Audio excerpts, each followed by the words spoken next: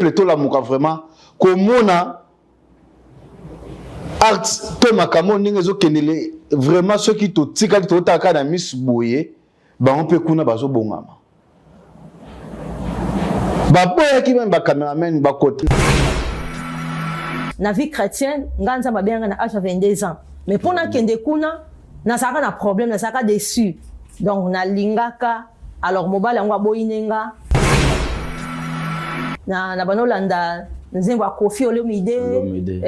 Olanda rappelle musique ya ba Koffi Olomide na bana ko sérieux ana avant oye banzambe oui avant na banzambe idole nanga zaki Koffi Olomide na bana Olanda penza wana penza ceux qui na en tout cas même qui les linga même satana awe sana pena ke yo bongwana te ezana album te ya Koffi Olomide onga na yeba yite lelo bandimi ba PC ba pasteur ba PC ba prophète confiance ya kondima akende na parlement akende na seni akende wa kolobela bango mais ba trahi Congo pona nini kota ngambu kaka ya basana nzambe mtu bazo betsa batu dibako kaka kota la neti basango na biso babosa na ka vision babosa na ka mission babosa na objectif o nzambe atindela bango esikana nzambe atinda bango pona peuple nzambe atinda bango po babongisa lelo ba nation ebele baoza bitumbu po anini ezaka na ba promesse o nzambe atiaka na ba nation mususu omoni nzambe a mettre à temps pe à circonstance nzambe azaka nzambe ba saison pour mutabima et ça toujours na temps ya préparation on nzambe prépara même na libala so ça préparer te on ba di force et salama ba dege salama nzambe lingaki ndeko na biso pe 13 ans d'entraînement siko akene ko bima kuna akene ko futa makuna donc pona ye bino bo regretter te batango o ya sali na Kishasa ezalika ta ya nzambe nzambe nya ni abimisa ye na temps o mais opposer la question zela ya opposer la question olobi batu bazoloba na Maroc ba ndingaki avant yoka oyebi soki atikala na Maroc azwa 2000 euros jamais à chaque match azwa 2000 jamais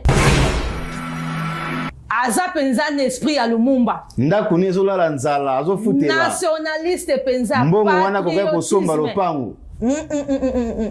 balaka ki mutuka zu mutuka te abalobaka kuta na chef de l'état kuta ni na chef de l'état te non chef de l'état kuta na ye bino nde bo apprécier o mo problème na biso batu ne ba apprécier ba apprécier belé président mais baliaka déjà baliaka mafuta ya ntabata bezana moto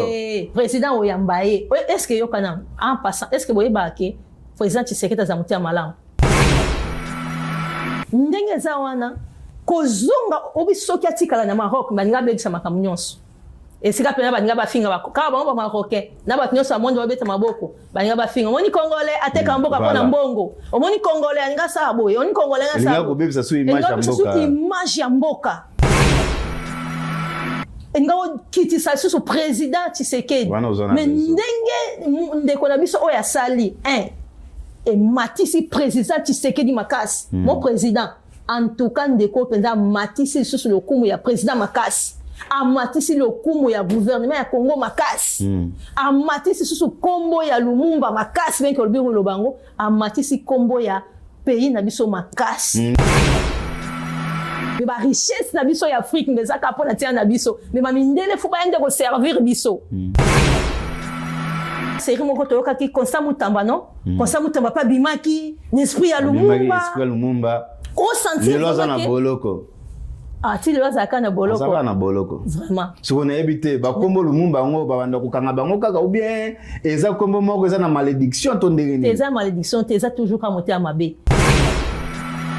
to kenda mondial te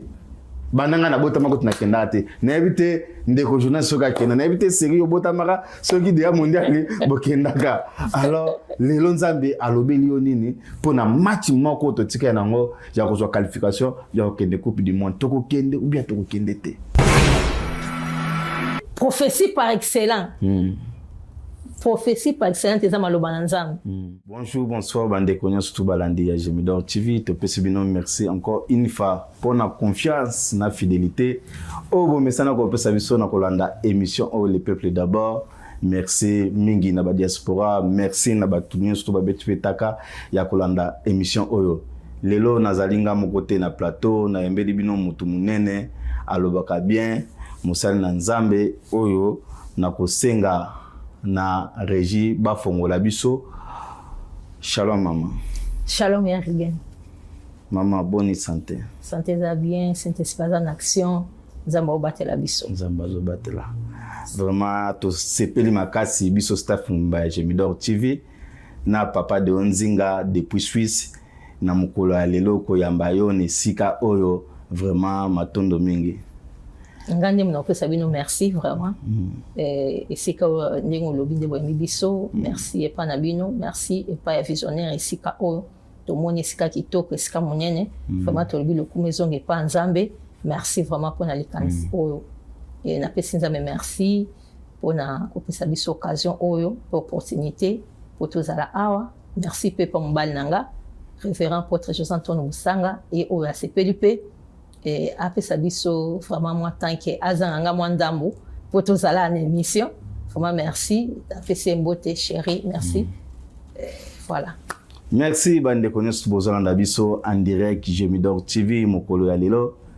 Lelo toyeko loba makambo oyo ezali vraiment mutuya ya mboka na biso, mais tozana mama oyo aza mosali na nzambe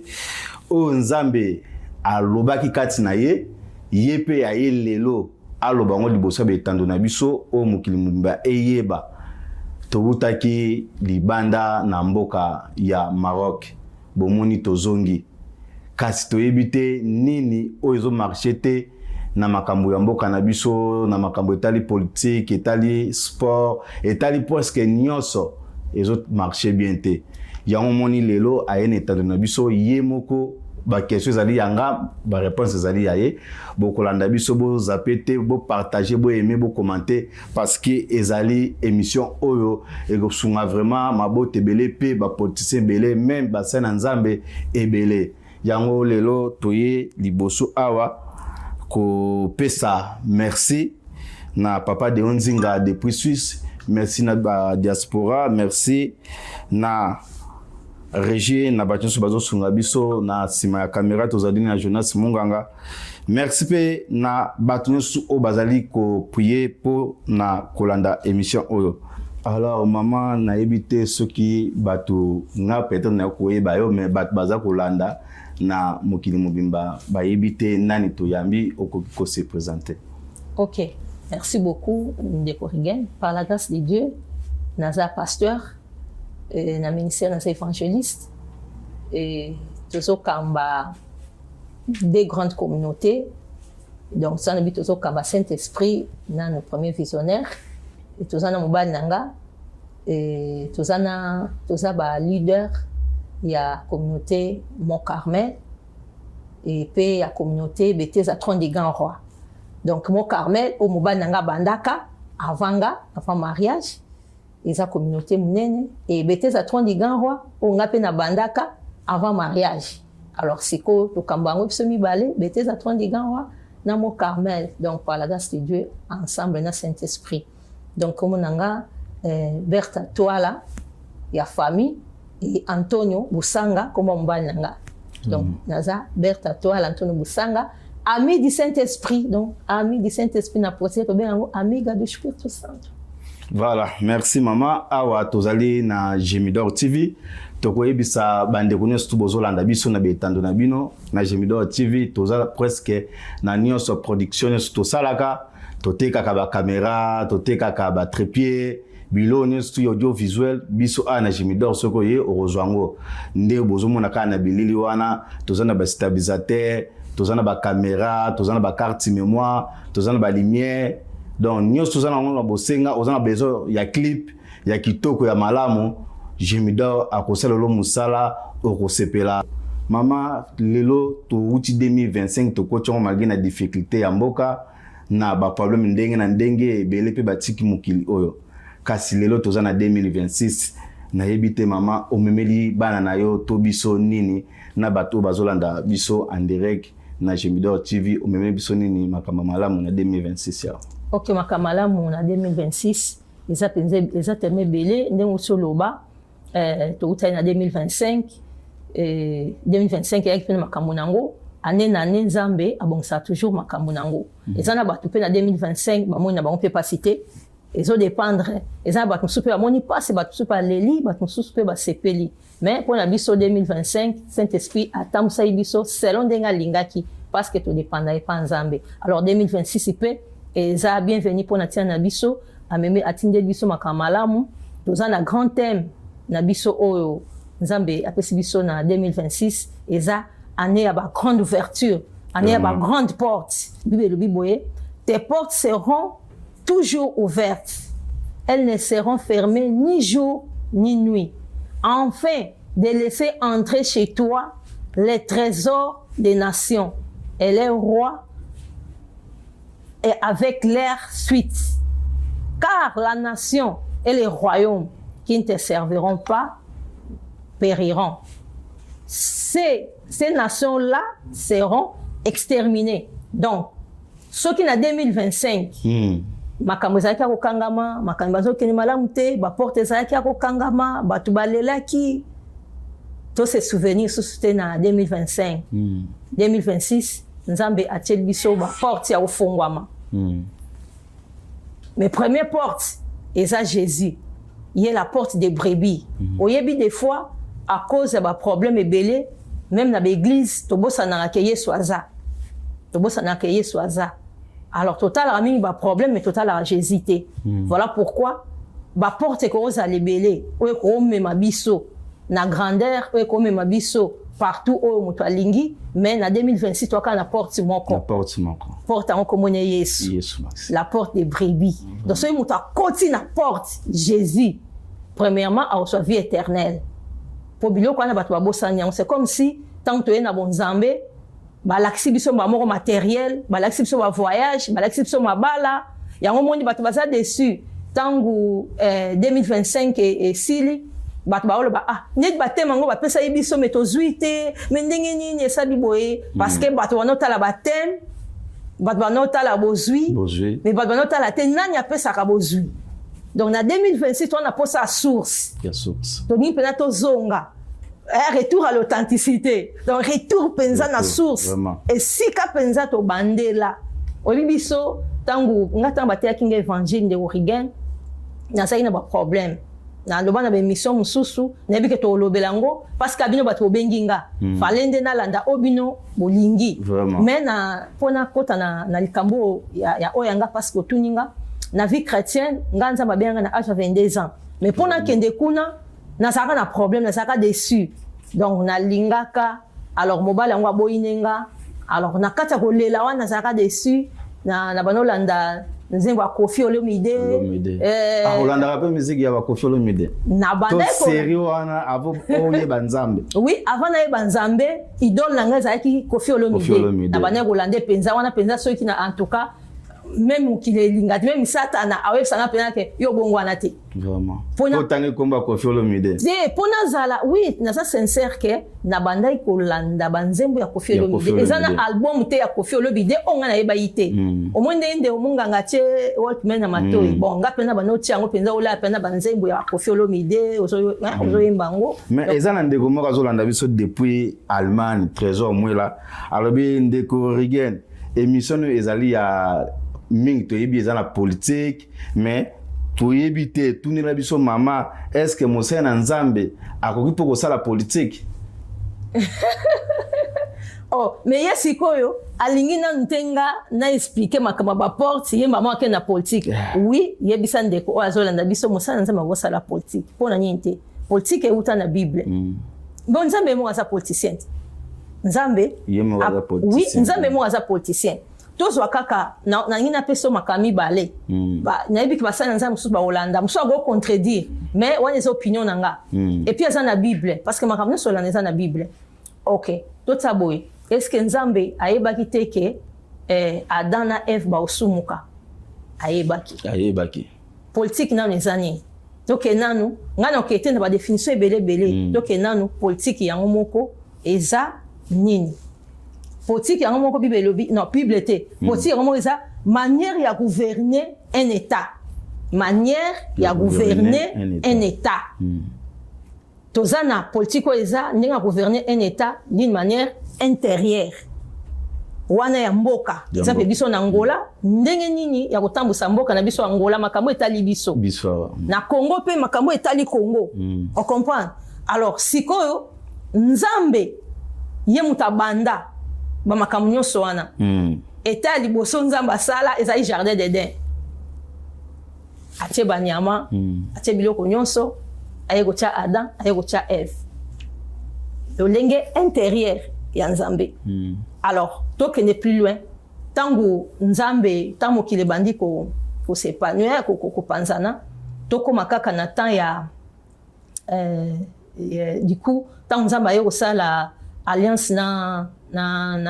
Abraham. Na Abraham. Na Genèse chapitre 12 mbala moko. Tango abengi Abraham. Tango Nzambe abenga Abraham, azoyebisa Abraham longwa na patrie na yo pour que na patrie mususu. Déjà zabi na kopesa mabele oyo kana et pas na yo na ba descendant na yo na nazo bana makamnyo swana eza Nzambe politique déjà politique parce que makamoko c'est ko tangu yazo longwa déjà na mboka ya tata na ye pour que na mboka mususu comme déjà extérieur pour politique eza na deux sens toza na intérieur na lolenge ya gouverner ya relation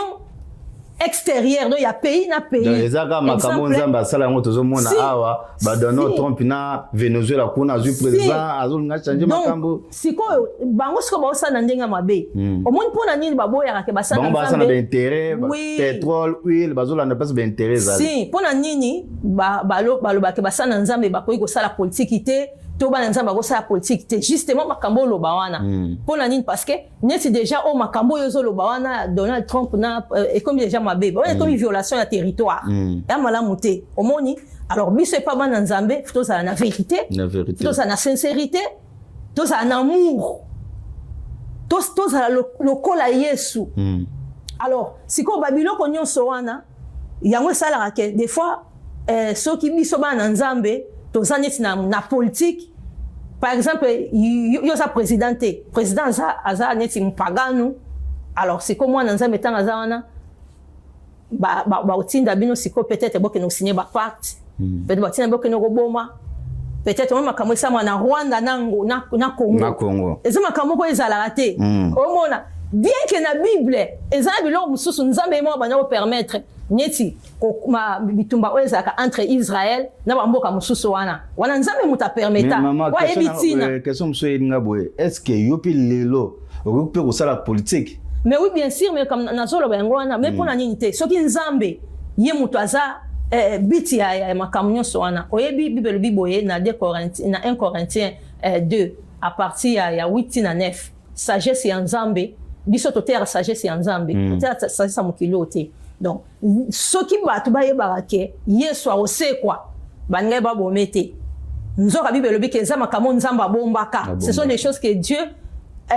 donc on Nzambe abombaka pour que bato bayeba te pour soki bayeba ki bangai ba crucifier le Dieu de gloire te ce sont des choses que les n'a point vu l'oreille n'a point entendu au moins na oyepe matana motema te alors siko ngai lokola mwana Nzambe soki Nzambe alingi na kamba eta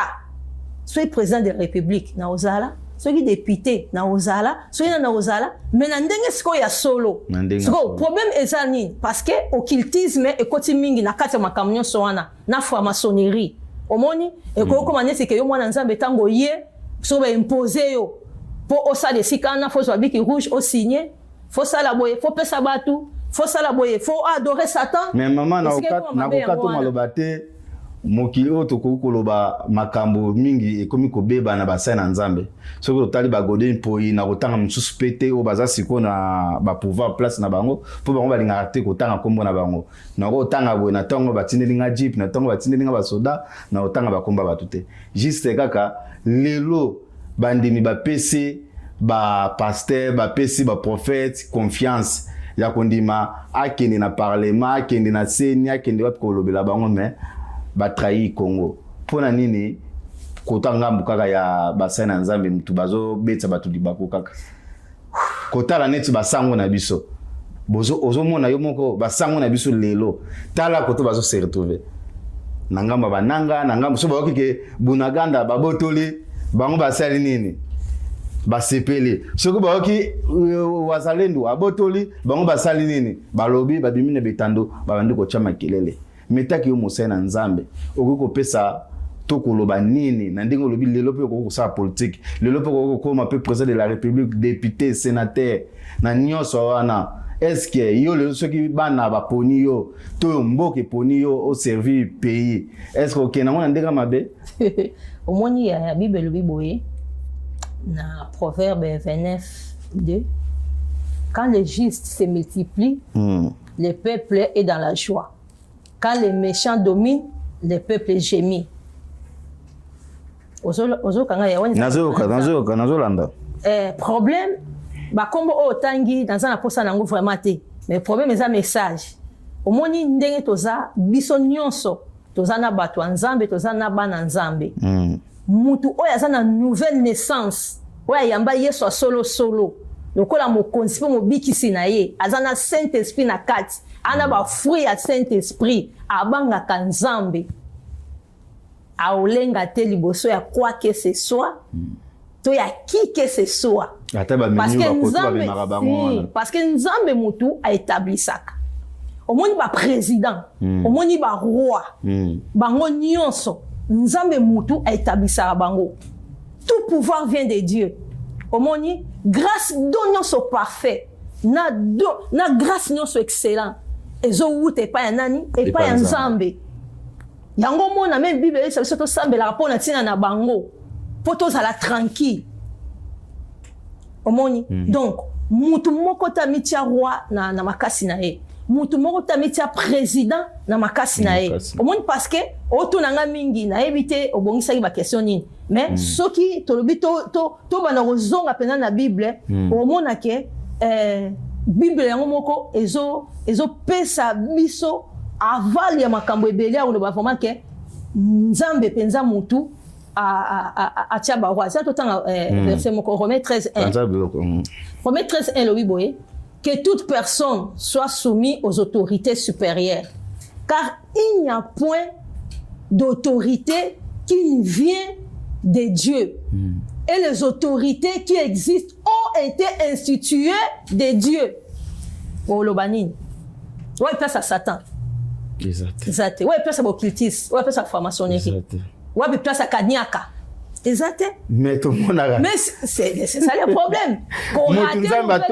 atomboli lelo nzambe muta tomboli lelo oyebana mais lobi alobite po omibatela pouvoir na yo obomba nini na wana il faut kota wapi il faut simba wapi il faut mibatela donc babomba yo wapi et pas bato wana mokilo wana ndeka na usoloba kozanga koyeba nzambe kozanga koyeba nani atindi yo nani akela yo nani oyi mutu nyonso za na mission même na libala tokendaka mutu nyonso za na mission omona musalo zo sala na mission nzamba yi pona nini atio na mission oya ya Gemidor donc oza wana po éclairer ba nation pour mezani to bossa na ka objectif ba bit on nzambe atindela ka biso ba place wana imaginez Moïse ce qui a bossa naka objectif on nzamba atindela ke na ndaka pharaon Israël nga ozande ni Égypte banga ba no souffrir mais peut-être il est là mais à comprendre que donc tinga na yeko se retrouver na Égypte na ndaku ya pharaon maman azo melisanga libele ayebisinga ke omoni yo ti ozaboye wana kuna ba souffrir eza peuple na yo ayo comprendre que oui c'est que so inga naza awa eza pona délivrance à peuple o akemba moko pa age okuta ba nani ba peuple ba cananéen bazo bunda na bango na bango ake akoteli mosusu abomi égyptien donc babano bunda égyptien na cananéen ake a koti bitumba abomi égyptien alors tout rami balé a koti bango na bango ba obunda abi omebosa bandeko bo bunda po ani abi po yo ngo na te ojija donc ngo boma susu ngai lokolo bomaki égyptien etinda ya kima mais malgré kima ayebaki tina na ye nini o ezalaki wana yango ebozo lobake aboyaki kozala mwana ya pharaon ozoka yaya babi David nani Moïse plutôt aboyaki kozala mwana ya Pharaon. Excusez-moi, bandeko, vraiment, bo benga biso toza en direct l'émission, et ça attend au bo benga toza en direct, to numéro neza combien la biso message, tiki la biso message voice mais appel tozo yambate pardon s'il vous plaît, to landana no émission, et ça juste kaka ba message, les appels te trop fongola herbo Holanda pour na ko benga trop fongola téléphone, merci. Aboyi abenga mwana ya Pharaon. Andimi akene ko souffrir na peuple na ye. Andimi azo pauvre wana ke azala na kolia ba concombre, azala na koso ba grade, azala na problème ezani. Bande ko na biso bakota na politique. Babosa na ka vision, babosa na ka mission, babosa na objectif. O Nzambe atindela bango sikana. Nzambe atinda bango pona peuple. Nzambe atinda bango po babongisa. Nzambe atinda bango pour basala makamala pour changement ekoma parce que tout autant que ceux qui va juste ba se multiplier peuple oza nesengo mais ceux qui va méchant ba peuple ba ngolela attends ba ngo kende ba kotanga ba méchant yango ba peuple ba lelaka omoni yango ba peuple ba lelaka mais ceux qui mutu ayebi ke ngane na zaboye objectif na ngai zaboye akoti na parlement a otombo la voix ayebi ke tina oloba Saint-Esprit azananga elongo makamna oloba président koyoka parlementaire ba oyoka maintenance ba oyoka et ça prend intérêt à peuple ça me fait du mal des fois au mona tant que ça peut-être ba propagande au mona pena peuple azo mi pesa pour ni ba peuple ba kena voter a voter azo ba kena na voter boye donc ça peut venir changer et ça pour nazo musala bango ba koma ko kena intérêt à eli bango polo à eli bango li papa bassin que no voter ngai au moins ce que place peuple atenga mi yango et peuple azwakane parce que ba pesier mais peuple azarana posa ya mutu oyo a secourir vie na ye o akobongisa vie na ye yango moni peuple pesa bango confiance mais bango bakenda siko na idée musu mutu ngaka so na komika na parlement Jeep a changé peu adresse na na parlement donc ya okende pona avanda na babe yango na campagne na Gombe kuna avant na Gombe azaki na kingasa na zalaki na changu azaki na muamba azaki na azana mutamba azala na palasu omoni donc na azwa Jeep atambola akesko pona ventre na ye mais pour na bango zakaka akomande soki akomi abosani siko bato bavotaki ye bato batiaki na place eloko mabe yango wana voilà pourquoi esengaka ba juste bazala ebele so ba juste bazala ebele e banani bana Nzambe penza ya solo o bayamba yeso kwa mokonzi mo bikisi au Saint-Esprit aso conduire oyo bazana amour o bazana bonté o mona amour na bini bonté amour pe bazana compassion wana eza batribu ya Nzambe biso basali na Nzambe oyo ezala na Angola na Congo na Afrique bao baza na politique bao baza na ba parlement bao baza élevé en dignité babosana te ke Nzambe nde mutatia bango malgré bazoboma bato si Nzambe nde mutatia bango Nzambe atia bango pona intérêt na ye moko Nzambe pe oya tia omoni pe tem na biso ya nende abike na tia ba porte polele pour que yo ozwa ba trésor ya ba nation o ba servir yo te ba ko périr pe ba ko sala exterminer lelo ba nation belé ba ozwa bitumbu po anini parce que ba bosani ke ezakana ba promesse o Nzambe atiaka na ba nation mususu exemple nation o fait servir nation wana nation fait servir nation wana. Imagine Nzambe awa teke na tie ba porte polele pour que yo recevoir ba richesse à ba nation, ba trésor à ba nation. C'est quoi ba nation ekangi ba porte. Nation nesani. C'est quoi nation eza kombo. Ba tunde ba basaka na ba nation. C'est quoi ba tongo ba komani. Mawa. Vraiment, merci Navandeko tout bozo landa biso partager commenter. Na répondre à ma question. OK vraiment mobimba mama yango to yoko kota suna question mususu ya mi baleka ndenge bato balobaki na tuna tellement zo yamba musale ba yebaki déjà ke mukolo alelo to yamba mama o alobaka bien alobaka kitoko azape na ba vérité o amemeli bana mboka yango na tuna est-ce que maman yo potala ka match? Mais oui bien sûr. Alors, match na makamba match oyo memeli biso kokozala na idée nini na mokolo ya lelo. Ok, ndeko Rigen ikamaboso nanu na opesa Saint-Esprit merci pour mobali nanga ngaso na mi pesa yotala match pour mobali nanga vraiment déjà na match moko Angola ebetaka na ebite betaka ni suna pays nini azaka na salon na salle à séjour nga za na salle à manger ba otala match pour la première fois na mona mobali nanga sauter azo crier na continue kanisa likamwa to ni chéri nini abisinga non Angola to gagner yango nazomona zo sauter boye to gagner bana mkoyo tala ka match abise banda wana ekomi ko intéresser nga ceux qui azotala nga pe na otala. Alors j'espère que protocole ma place ango et ça par rapport ya ndeko oyo a marqué batu pe mokili mobimba na oto ko lobela na kombo ya Lumumba na bitu soto koma de sikango pour TVP Zangonga ndeko oyo a marqué batu na kan oyo ko betama na Maroc. Alors tandis que ceux qui totali bien na histoire to na ba calendrier ya 2024 2025 gouvernement na biso ebimisa mbongo plus de 58 millions de dollars o apesa na Barcelone, à part ça apesi na Monaco, apesi na Milan kasi pona kombo na biso lobama po batala ba yoka kolela o peuple congolais tellement tozo lobango na betando na biso ezokomate et pas autorité wana bakomi kokomango na Bavarez na banini oyo ba entraîner ba jouer ya ba club na biso. Alors lelo tomoni jeune moko Michel Kouka o a sali plus de 13 ans na mboka na biso na ba sport na biso azamwa na veya na ba match bato bande kota match ba yebie mais ba foute le côté ba kipaka epete azape mutu moko tokolo ba mobola kasi lelo a marqué mokili mobimba ateki image ya mboka koleka na ba legende to mona ki bazalaki na stade neti ba Maître Gims ba Koffi Olomide ba donc presque ba star ebela mine na mboka bazalaki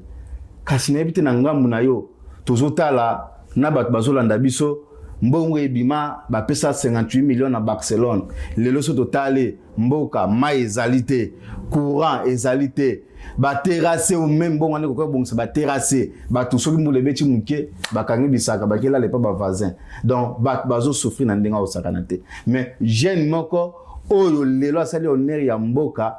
ateki image ya mboka ba tuti lelo ba tika na mutuna bango ke oui Lumumba c'est que azamwa na mboka pende ya République démocratique du Congo nanga mwana ko koloba nini na nyoso eleki. OK, merci beaucoup. Objectif na esawana nangana lobaka boye olobie belé na mama makambo mais si kelanga na répondre par rapport ya makambo to loba omoni obandi na ndeko oyo Michel Kouka. Michel Kouka. OK. Tozotala kwa Lumumba. Ba Lumumba veya voilà. OK. Problème à liboso Nzambe apambola ye azala nae. 2 Corinthiens 3:5 ezoloba, ce n'est pas à dire que nous soyons par nous-mêmes capables de concevoir quelque chose comme venant de nous-mêmes. Hein? Premièrement, notre capacité au contraire vient de Dieu. Eza nde to loba liboso na politique ndenge pe na lo apesiko ndeko na biso wana ba capacité wana nyonso Nzambe ne mutapesa ye. Alors ndengo to loba to tala abane ko s'entraîner ça fait 13 ans. 13 ans. Obi ke batu babane ko yeba ete ba reconnaître ngote. Atamuke. Ba ko reconnaître na Maroc si. Eza problème ya temps. Moni Nzambe a mettre ya temps pe à circonstance. Nzambe azaranza ba saison. Tozala na batan ya manga tozala batan ya bitabe ya batini ya safu nyonso wana. Alors eloko na eloko bimana tan nango tomoni so total l'histoire à David na 1 Samuel à partir 17 so to 1 Samuel 17 to 1 Samuel 18 tomoni na bien histoire à David tomoni que David aboma ours biso tozala te batwe bazala te na zamba aboma lion na zamba eza expérience on Nzambe asalaka na ye pona ni Nzamba yeba ke un jour oboma Goliath mais avant boma Goliath na miso abatu yango iko éclater liboso fa boma abana na ours tango mpate azoya tango ours azoya po akanga mpate akangiye a déchiré ours, tant que lion azoya a kangi a déchiré lion. Alors tant siko papa na ye a tindi pour akende ko pesa biloko pa bandeko na ye pa ke no tala bango. C'est alors que makamba David est bandit. Omoni donc pour mutabima et ça toujours n'attend la préparation. On a ma préparer. Même na libala so ça préparer te on ba di force et salama ba dege salama. Omoni libala kunesa vie mobimeza monde. Alors tant batamo ka na kende kaka libala parce que minga mona sexe to peut-être abota non et ana makamba réalité bele o eza plus que wana. Alors eza lokola ndeko na biso wana. Donc na 13 ans oya salaki ezaki batanga préparation ndeko. Soki na 13 ans na Congo ba reconnaître mbe varezi ya Congo et koki kozwa renommée mondiale itende oyebi ke nam to bandenga solo Congo comment le quoi pays à Sony drapeau à pays ya Congo le kola ya Sony kolata polo ya Congo le kola ya Sony mais lelo ya tomboli ya nani afinga ka congolais te na bato bazo lia mbongo ya Congo o ba bonga ba congolais ba finga toujours ba congolais place nyo so congolais akenda ko mona penza e mona Sony donc vraiment mais lelo na mindele na mutu nyonso mokili mobimba soki 5 continents donc olata varese ya Congo ekomi honneur bango nyonso bakomi kaka boye ozomona nyonso wana mpona nini eza lokola David oyo akona boma Goliath mpo basi bayembe ntango abomaki ours bayembaki te ntango abomaki lion bayembaki te mais ntango abomi Goliath bavictoire nzambe apesa bayemba Saoul na ba 1000 na ye mais David abomi 10 000 basi nyonso na sima na ye pona nini parce que ta nzambe siko et s'éclataki na moment wana alors nzambe permetaki ezala bongo pe soki salamaki na Congo et nga ozala bongo te malamu esa mawapi libanda pona libanda e ko ekende po bandimake Congo ezaka na nzambe oyebi mkomsubo obenganga po na ebiteka makambo bobano bengelanga peut-être na makambo sala soki nzamba asepeli na olobela mukie ba promesse on nzamba pesa Congo déjà ndongo coach je me donne bato ya mio vraiment o komi danda kuna merci beaucoup c'est merci donc Congo ça ba promesse belé en nzambe mais des fois bato ba négligeant pe bato ba yeba ate alors nzambe alingaki na occasion ya match o ya CAN et ça en Europe nani na Maroc po azaki na likambo osala 1 pour na Congo 2 pona Patrice Emery Lumumba voilà auto tanga na ba classe héros national atolobela donc c'est que na bomba nan côté bomba na wana tozana nukaka na merci tozana na ndeko oya za incarné Michel Kouka voilà Michel Kouka OK vraiment donc nzamba lingaki ndeko na biso pe 13 ans d'entraînement siko akene ko bimakuna akene ko futa makuna donc pona ye bino bo regretter te batango oya sali na Kishasa ezalaki ata ya nzambe nya ningi abimisa ye na temps o mais opposer nga question zela ya opposer nga question olobi batu bazoloba na Maroc bandingaki avant yoka oyebi soki atikala na Maroc azwa 2000 euros jamais à chaque match azwa 2000 jamais ndeko nanga oza féliciter nzamba pambola openza Michel nani comment nani Kouka Michel Kouka nzamba pambola openza amwana malamu aza penza n'esprit ya Lumumba ndako nezo la nzala azo futela nationaliste penza mbongo wana kokai kosomba lopango balaka ki mutuka zu mutuka te abalobaka akuta na chef de l'état akuta ni na chef de l'état te non chef de l'état akuta na ye bino nde bo apprécier o mo problème na biso batu ne ba apprécier ba apprécier belé président mais baliaka déjà baliaka mafuta ya ntabato bezana moto président oyambaye est-ce que yokana en passant est-ce que boyeba ke président Tshisekedi azamutia malamu et puis azaka li ya nzambe omoni parce que tolingana biso te po makambo ezaka yozo banu na para nzambe omona lobi batu nde to la batamite mabe bazala gebele omona non mais likambo nyonso bandimango te vérité faut koloba ngo biso toyebi tozana ba révélation ebele na para nzambe na mobali nanga oye des fois pozolota penza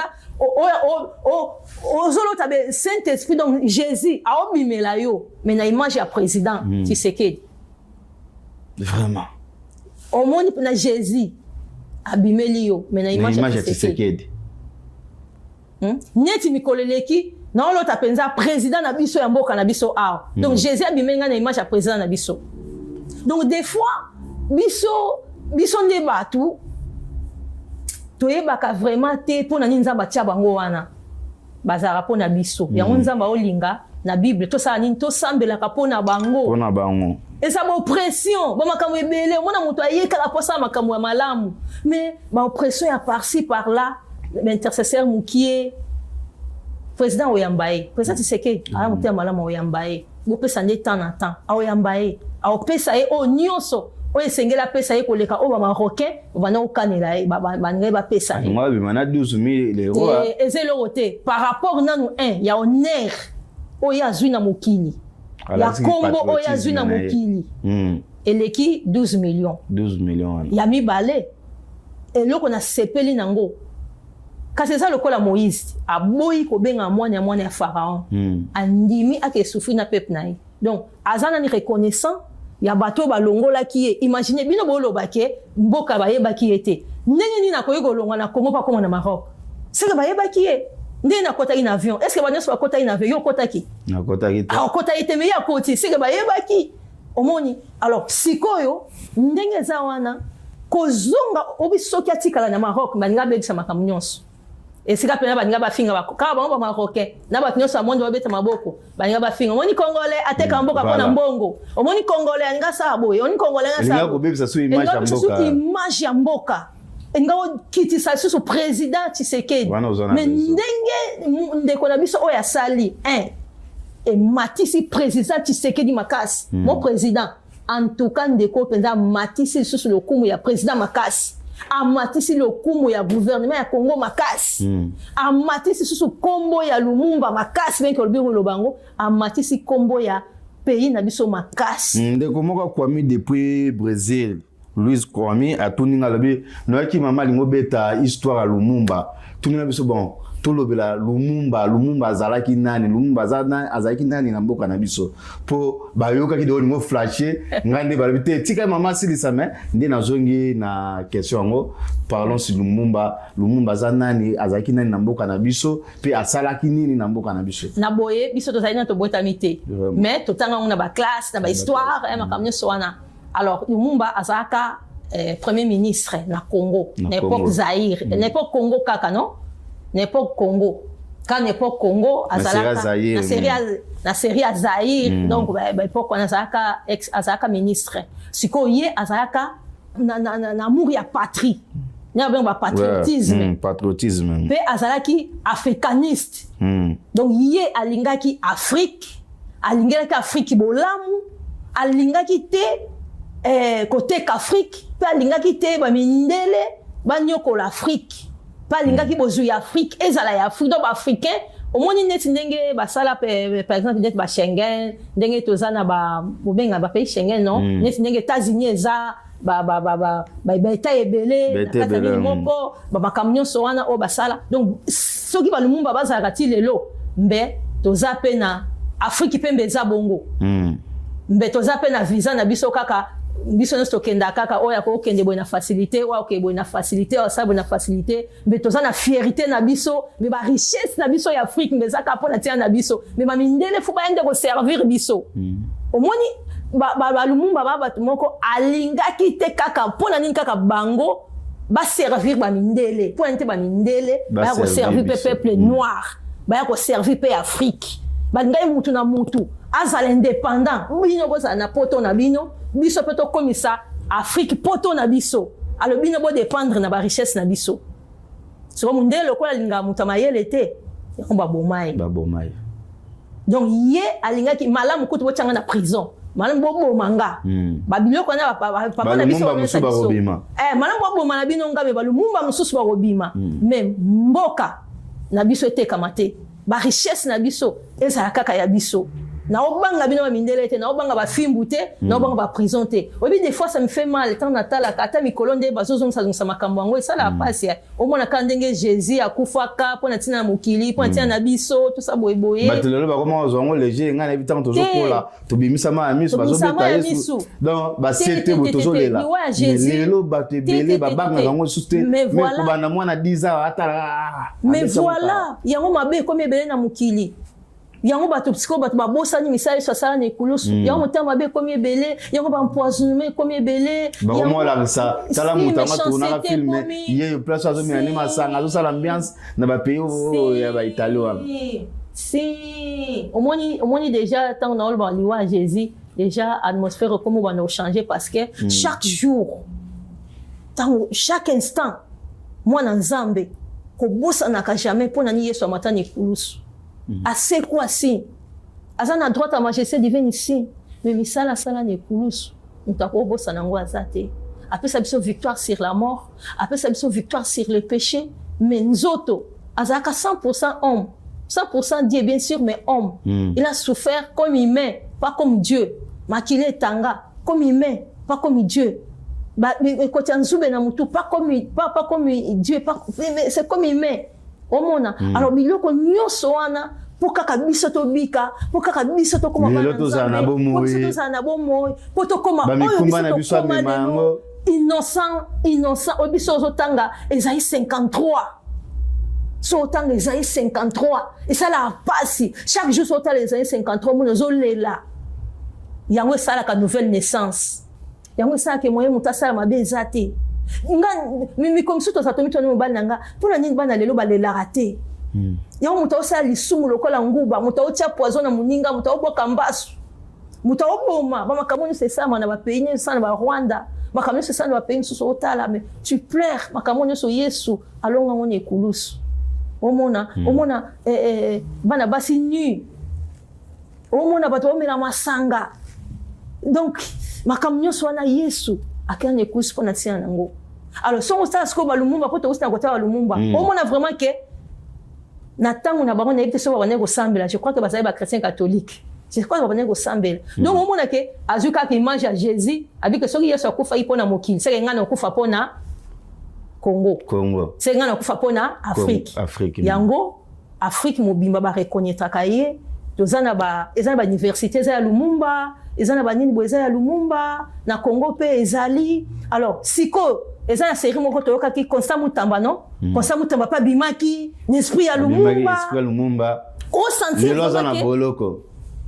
ti le bazaka na boloko azaka na boloko vraiment siko na ebité ba kombo Lumumba ngo ba banda kokanga bango kaka ou bien eza kombo moko eza na malédiction to ndenge ni eza malédiction eza toujours ka moté amabe mais je pense que Saint-Esprit a la grâce na occasion o soki azaka na prison Saint-Esprit a la grâce na occasion na occasion ngo senga ke Michel Kuka mwana ve ya Lumumba azwa ta $12,000 na ye akita na mona Congo te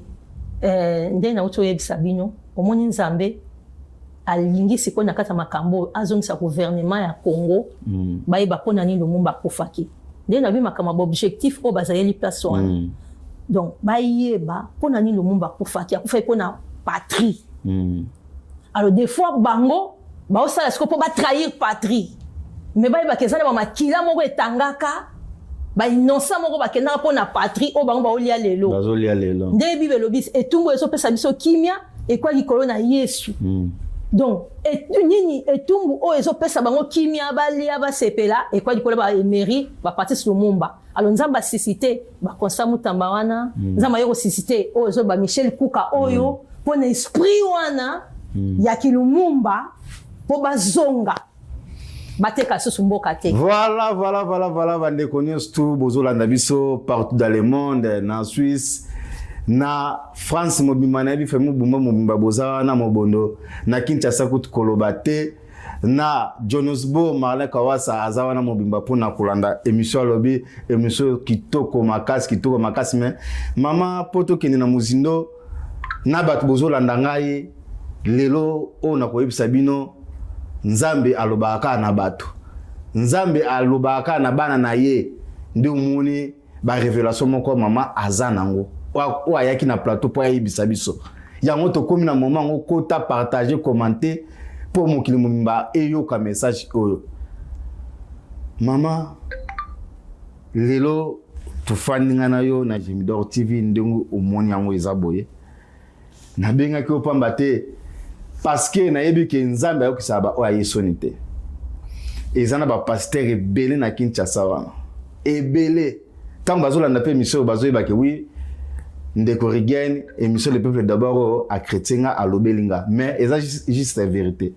baloba ke o mboka na 2025 ezala boye o mboka na 2022 élection ezala tenini esala maboye o mboka esala boye tomoni na Mali kuna koto mutu moka bimia tongi nuwa munene batu bakende kokota mokili ekufa na 2025 mais tomoni mokili yango pe ekufite ekufata koto na bango mais ekufi bete awa pe ekufite alors ba révélation awa to tikali kaka na match moko mibale te match moko équipe nationale pour tous à la qualifier na coupe du monde tozo betango kalate mama na ebite ba révélation nini oyo ngana koloba ngote yo moko onzamba loba kati na yo okoloba nini caméra no yango wana batu bazotala yo bazala assuré bamoni na Maroc to beti na baninga na biso ba africain mais échec total mais bon siko tozo kende coupe du monde tozo ke beta na équipe moko boye poto zala qualifier to beti plus ou moins ba 35 40 ans to kendara mondial te bananga na bota mako tunakenda te na ebite ndeko journal soka kenda na ebite série yo bota maka soki de mondial bokendaka alors lelo nzambe alobeli yo nini pona match moko to tika nango ya kozwa qualification ya kende coupe du monde to kokende ou bien to kokende te oh ndeko Rigen vraiment merci na Hollanda maloba no vraiment clair oyebi ngana ozongso na Bible problème était parce que prophétie par excellence eza maloba na Nzambe na 1 Corinthiens 9:24 Bible lobi boye ne savez-vous pas que ceux qui courent dans les stades courent tous mais qu'un seul rapporte les prix. Et ça, une question. Courez de la manière à les remporter. Bah, ça, équipe est belle. Ah, apporte le problème, tu as le besoin de la Bible. Donc, on a un match, on a un kieza, on a bêté. Mais premier, ça, faut bas un objectif. Au début, bah, joueur de l'histoire Congo, bah, ça, bah, tout le monde a félicité.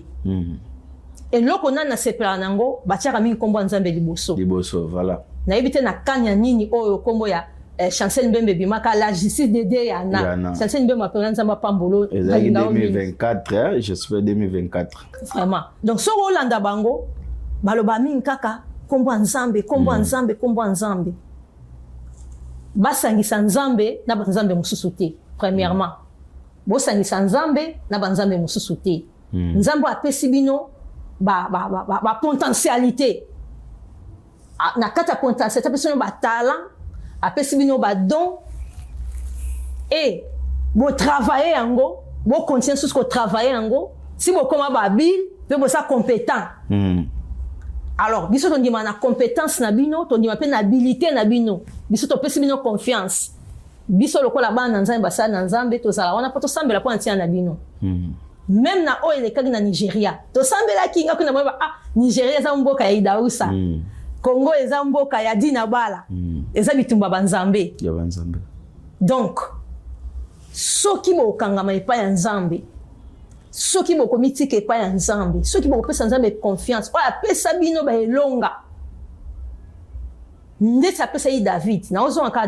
David po alonga Goliath alobaki nzambe oyo alongisaki nga na ours na lion yepe muta olongisa nga na Goliath obobanga mondialité mondial eza lokola Goliath nzambo alongisa bino bo se décourager te David ayebisaki roi Saoul bo se décourager te na ko battre na ko terrasser bo se décourager te po ndenge bozonga ki koto mais bo betaille quand même papa faut on dire maka parce que bandeko ya Maroc ya mboka na batiaki bi na dernière minute parce que non oui 118 minutes et oui, presque 2 minutes ba betaki quand même premièrement faut qu'on félicite bango po Congo des fois ça raboy so muta osala malama betele maboko so kamo erreur mukie au moins ba bosani makambo nyonso wana te to bosana te to respecter ba valeur na biso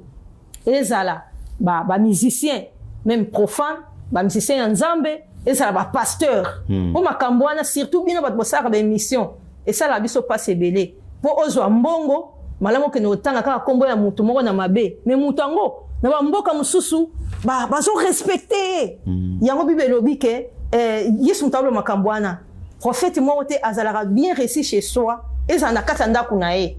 donc eloko wana vraiment ça mabe makasi pona ba peuple congolais pe na bato nyonso ba olanda biso donc to bomba ba valeur na biso to yebisa epa ya bandeko na biso ya match ata na tangi ba kombote mais to yebi vraiment que bozana nzambe mondial bozwa bokima mbango bo travailler lisusu bo sambela lisusu bo sala lisusu ba physique bien ba entraînement bien bo banga mondialité bokolonga ngo to na mondial to olonga voilà boki maloba ya mama tangu déjà lobi boye c'est que ça o nzambe ayebisaki to kende mondial oyo mutu nyonso aza koasire ope tomoni baprophète ebele mpe bakomi kolobela yango seke makambo yango ezali bien makasi oyo nakoya na ngambo ndeko botunaki nga ndenge nini mikolo oyo ozoleka susu na émission politique te yo mpe ozwi congé ndenge bapesaka na bapoliticien bajournaliste mosusu ndenge bapesaki ndeko Zakari ndenge bapesaki te nga nazwaki congé te tosalaki déplacement moke mais tozongaki à partir ya lobi bobanda kolanda émission mobimba oyo nakoyesa bino kaka mensonge oyo nanga asalaki tomonaki na etando oyo bino moko bolandaki akei kokunda bibembe oyo ye moko abomaki po akunda ngo kake sila te kase aye koleka susu liboso ya bapanzisango kolobake babombi oyo bango babetaki ezalaki bango te ezalaki nde Félix Antoine Tshisekedi bandeko bino bato bozolanda ngai bino bato boyebi émission le peuple d'abord tokolobela ngo na émission lobby est-ce que mboko bino bozo gérer ezana maboko na bino bato ba marché po bino bo bima wana ba rebelle ba M23 bo dégager bo tika mboka wana goma wana tika la libre mais ba soda la bino ba beti bato masasi bato ba kufi après oya koleka netando na soni wana osombi ba cercueil osali ba cérémonie ngeso ndenge zalaka bandeko ba yeba ki Swahili nde ba comprendre ki kolela ya mama oyo bozo mona na bilili nanga ya yamba mama na bwe mama na yebisi nanga corne nanga oza congolais ozo boma bandeko no bo pona nini oza congolais esalaki nanga soni akoka suko yamba mama na deuxième fois te nanga abaluki mbala moko apesi mukonga ke esalaki panique totale esalaki soni balandelaki même bata medio babande ko sala ba image wana reportage wana balobi bo longola ba parti wana ya mama wana mais avec da trop tard ba déjà musu bande ko sala ba vidéo direct ndenge makamango lele comment vitesse sur internet nanga yoki soni ayoki mawa na mutema kasi ya bondoke yango lelo tuye kolobela ngo lelo tuzaki si base vraiment ya émission oyo ezalaki ya Michel Kouka oyo a marqué tout le monde na mokili oyo tomoni ke mbonge bele bima na RDC oyo ko tonga ba école oyo ko tonga ba hôpital oyo ko tonga me banzela mais lelo mbongo wana Barcelone azoliani yango Monaco azolia mbongo wana Milan azolia mbongo kasi mutu moko oazwaka ata $1000 te kasi ateki image ya mboka ateki drapeau ya mboka sango epanzani mokili mobimba RDC J Valère vraiment longonia na Michel Kouka vraiment nzambe a continuer toujours ko bomba yo na ndenge bato boki ndenge mama ayimboli awake soki lelo Michel andimaki kozonga mboka alingi kolakisa ke po aza mwana mboka alingi mboka na ye aboyi kozala lokola bandoki wana lokola ba bisima kozala lokola bananga lokola ba Daniel Saf na minute Daniel Saf aza gravement malade o nazo yebisa bino lobi na kotiela bino ba image a mwana chango zate po ezaki émission na ngote lobi na kotiela bino na ba image na tongo bokolanda ngo mobimba sérieux des fois na ebité so banda ko mela masanga soki ezalaki ya banda ko mela diamba bon ya mela diamba banda kala bon to yebité to kolobela ngo lobi na émission ko ya mama ndeko moko azali docteur Abraham Motema Christelle mwela ayisinga tunelanga mama nokaki abetaki ma solo ya basi ya mabala est-ce que tunelanga na mama asale rapper TikTok ba isinga na tuna mama sala ya TikTok bon les autres ba tout me permis mais tout n'est pas utile nous ce dépendre na objectif ni nous en ango lelo média ekomi eloko moko oyo pona biso neti awa boye eza pona évangélisation esinga so na osala yango eza pona évangélisation maintenant na banda osala yango te mais pona évangélisation pour taper plus ba conseil na basa mabala to si na pesaka ba conseil na basa mabala ane oyo to yokanaki na bana nanga Jonas azawana yo mo reposa to yokanaki fo to fongolisa ngo po ka to bana oteya surtout to moni basa mabala ba osala ba erreur rebelle eza na kata ba TikTok makamsu ba osala ezo honorer Nzambe te eza vraiment ya vraiment la monter neti lelo tozomona basi ya mabala na kotanga bakomona bango te mingi ezo se passer na Europe ozomona mwasi ya libala alingi alongola bilamba alati bilamba bakenda nango na nzela kosukola na mai na piscine alati pona kolakisa bato mipende ndenge ezalaka ndenge ba parti ya corne ezalaka vraiment ezosala pasi mama yango bato bayisinga mama kokoloba nini pona bato wana conseil ko pesa na bango bato bazosala babiloko wana mikolo bazopesa pasi soni na betando na biso mwasi ya libala fo yeba est-ce que ça mwasi ya libala toza na basi ya ndumba toza na basi ya mabala mais bino opozenga pona mwasi ya libala mwasi ya libala za mwasi ya valeur te maka mwana ezoleka nde nini basi ya libanda basali eloko mwa ba chrétien mwasi ya ndako so mwasi ya ndako siko esali mokili mapasi pourquoi yo mwasi ya ndako okende kobima pe alobi nini nga mobali nanga za ne mundele da yangana soka sala ke atikala na bilamba ya mai ya kusukwa na mai donc eza pour mbana za mundele ya mwa lakisi bongo mais abosa ni gaza africain azana bandeko azana banoko azana ba papa leka aza pe na bana kasi omoni des fois to bossa na ka ba culture batna bat basana culture na bango eza ni singa za chrétien na ke na mboka oyo bandima christianisme te nesi balataka bilamba batikaka nzoto bolumbu to bamela masanga non na olakisa chrétienité nanga Yesu o azakati nanga yona nga na olakisa jamais nga na okende balbake okena mboka wana ozobina na gauche bango pe obina na gauche obite ouais ça bible te moi c'est libala tout d'abord faut se respecter pona Nzambe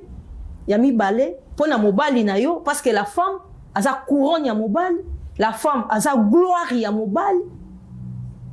Bible et ça dit que tu peux hériter de tes pères toutes choses de richesse. Mais une femme intelligente est un don de l'Éternel.